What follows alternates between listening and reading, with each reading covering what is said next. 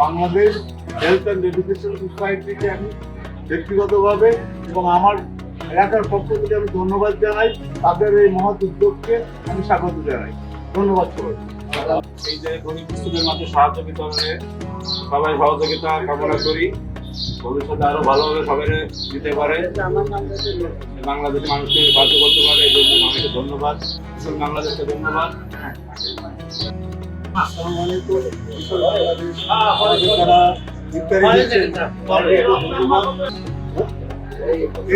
সেই সাথে এই প্রতিষ্ঠানকে তারা সুস্থভাবে পরিচালনা করতে পারে, আমরা সবাইকে দোয়া করবো। এবং আমাদের এলাকাবাসী যারা আছে এভাবে সবাইকে সহযোগিতা করতে পারে, এখানে আমি তাদেরকে ধন্যবাদ জানাচ্ছি। আসসালামু আলাইকুম।